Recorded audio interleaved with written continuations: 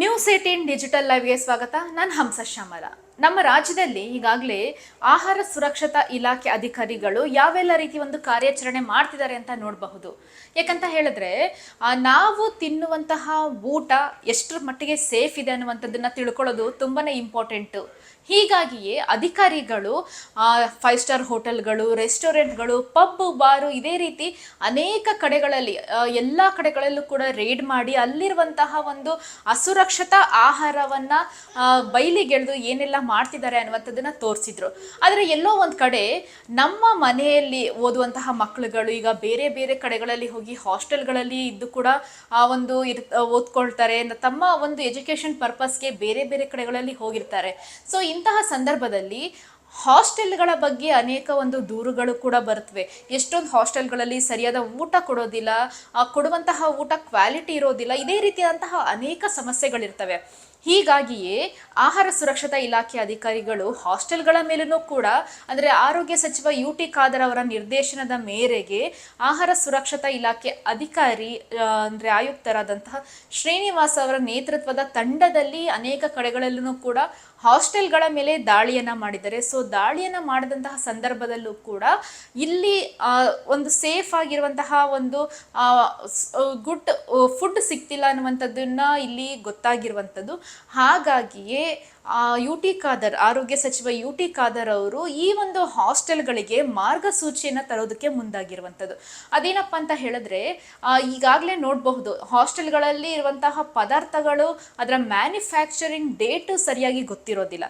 ಹೀಗಾಗಿಯೇ ಈ ಹಿನ್ನೆಲೆಯಲ್ಲಿ ಅದರ ಒಂದು ಸೇವಿಸುವಂತಹ ಪದಾರ್ಥಗಳಿಂದ ಅನೇಕರಿಗೆ ಫುಡ್ ಪಾಯ್ಸನಿಂಗ್ ಆಗುತ್ತೆ, ಸರಿಯಾದ ಬೆಳವಣಿಗೆ ಆಗೋದಿಲ್ಲ, ಸರಿಯಾದ ಪ್ರೋಟೀನ್ಸ್, ವಿಟಮಿನ್ಸ್ ಯಾವುದು ಕೂಡ ಸಿಗೋದಿಲ್ಲ. ಯಾಕಂತ ಹೇಳಿದ್ರೆ ವಿದ್ಯಾರ್ಥಿಗಳಿಗೆ ಓದುವಂತಹ ವಿದ್ಯಾರ್ಥಿಗಳಿಗೆ ಫುಡ್ ಕೂಡ ಒಂದು ತುಂಬಾನೇ ಮುಖ್ಯ ಪಾತ್ರ ವಹಿಸುತ್ತೆ. ಸೊ ಸರಿಯಾಗಿ ಊಟ ಇದ್ರೆ ಚೆನ್ನಾಗಿ ಓದೋದಕ್ಕೆ ಒಂದು ಶಕ್ತಿ ಬರುತ್ತೆ, ಒಂದು ಬುದ್ಧಿ ಕೂಡ ಚುರುಕಾಗುತ್ತೆ. ಸೊ ಫುಡ್ ಎಲ್ಲರಿಗೂ ಕೂಡ ಮೂಲಭೂತವಾದಂತಹ ಒಂದು ಬೇಕಾಗಿರುವಂತಹ ಬೇಸಿಕ್ ನೀಡ್. ಸೊ ಅದೇ ಸರಿ ಇಲ್ಲ ಅಂತ ಹೇಳಿದ್ರೆ ವಿದ್ಯಾರ್ಥಿಗಳು ಹೇಗೆ ಓದ್ತಾರೆ, ಅನಾರೋಗ್ಯಕ್ಕೀಡಾಗ್ತಾರೆ, ಆರೋಗ್ಯದ ಸಮಸ್ಯೆಗಳು ಇದೇ ರೀತಿ ಎದುರಾಗುತ್ತೆ. ಹೀಗಾಗಿಯೇ ಈ ಒಂದು ಮಾರ್ಗಸೂಚಿನ ತರುವಂತಹ ಪ್ಲಾನ್ ಅನ್ನ ಈಗಾಗಲೇ ಮಾಡಿರುವಂಥದ್ದು.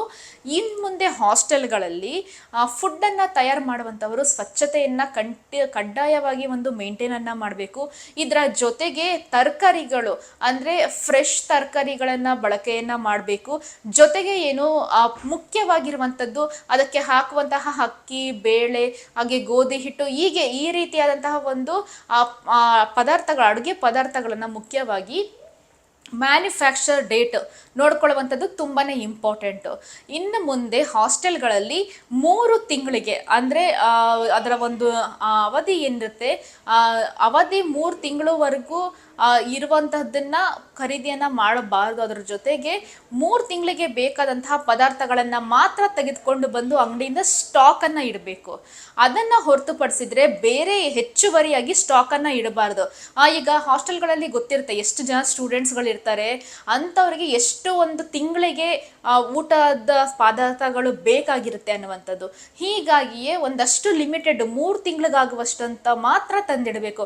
ಅದಕ್ಕೂ ಮೀರಿ ಹೆಚ್ಚು ತಂದಿದ್ದಲ್ಲಿ ಆ ಒಂದು ಪದಾರ್ಥಗಳನ್ನು ಬಳಕೆಯನ್ನ ಮಾಡಬಾರ್ದು. ಈಗಾಗಲೇ ರೇಡ್ ಮಾಡಿದಂತಹ ಸಂದರ್ಭದಲ್ಲಿ 10 ದಿನ ಏನು ಎಕ್ಸ್ಪೈರಿ ಡೇಟ್ ಇರುವಂಥದ್ದಕ್ಕೆ ಒಂದು ಊಟದ ಆಹಾರ ಪದಾರ್ಥಗಳನ್ನು ಕೂಡ ಸಿಕ್ಕಿದಾವೆ. ಅಕ್ಕಿ, ಬೇಳೆ, ಈ ಥರ ಕಾಳುಗಳೆಲ್ಲ ಸಿಕ್ಕಿದೆ. ಸೊ ಹೀಗಾಗಿಯೇ ಇನ್ನು ಮುಂದೆ ಈ ರೀತಿ ಮಾಡಬಾರ್ದು ಅನ್ನುವಂತಹ ನಿಟ್ಟಿನಲ್ಲಿ ಆಹಾರ ಸುರಕ್ಷತಾ ಇಲಾಖೆಯಿಂದ ಈ ಒಂದು ಮಾರ್ಗಸೂಚಿಯನ್ನು ತರ್ತಿದ್ದು ಹಾಸ್ಟೆಲ್ಗಳ ಮೇಲೆ ಕೂಡ ಹದ್ದಿನ ಕಣ್ಣಿಟ್ಟಿದೆ. ಇನ್ನು ಮುಂದೆ ಆದ್ರೂ ವಿದ್ಯಾರ್ಥಿಗಳಿಗೆ ಸರಿಯಾಗಿ ಸ್ವಚ್ಛತೆಯಿಂದ ಹಾಸ್ಟೆಲ್ಗಳಲ್ಲಿ ಅಡುಗೆಯನ್ನ ಮಾಡಬೇಕು. ಜೊತೆಗೆ ಈ ಒಂದು ಮಾರ್ಗಸೂಚಿಯಲ್ಲಿ ಇರುವಂಥದ್ದನ್ನ ಫಾಲೋ ಮಾಡಬೇಕಾಗಿ ಕೇಳಿಕೊಳ್ತಾ ಇದ್ದಾರೆ. ಸೊ ಇಲ್ಲವಾದಲ್ಲಿ ನಿಯಮವನ್ನೇನಾದರೂ ಗಾಳಿಗೆ ತೂರಿದಲ್ಲಿ ಸೂಕ್ತ ಕಾನೂನು ಕ್ರಮವನ್ನು ಕೈಗೊಳ್ಳೋದಕ್ಕೂ ಕೂಡ ಈಗಾಗಲೇ ಮುಂದಾಗಿರುವಂಥದ್ದು. ಇದು ಇವತ್ತಿನ ಡಿಜಿಟಲ್ ಲೈವ್. ಮತ್ತೊಂದು ಡಿಜಿಟಲ್ ಲೈವ್ನಲ್ಲಿ ನಿಮ್ಮ ಮುಂದೆ ಬರ್ತೀನಿ. Thank you. ನಿರ್ಭೀತ, ನಿಷ್ಪಕ್ಷಪಾತ, ವಿಶ್ವಾಸಾರ್ಹ ಸುದ್ದಿಗಳಿಗೆ ಮತ್ತೊಂದು ಹೆಸರಾಗಿರುವ ನ್ಯೂಸ್18 ಕನ್ನಡ ಈಗ ಆಪ್ನಲ್ಲೂ ಲಭ್ಯವಿದೆ. ದಯವಿಟ್ಟು ಇಲ್ಲಿರುವ QR ಕೋಡ್ ಅನ್ನು ಸ್ಕ್ಯಾನ್ ಮಾಡಿಕೊಂಡು ಆಪ್ ಡೌನ್ಲೋಡ್ ಮಾಡೋದಕ್ಕೆ ಮರಿಬೇಡಿ. ನಿಮ್ಮ ಬೆಂಬಲ ಹೀಗೆ ಸದಾ ನಮ್ಮೊಂದಿಗಿರಲಿ. ಧನ್ಯವಾದ.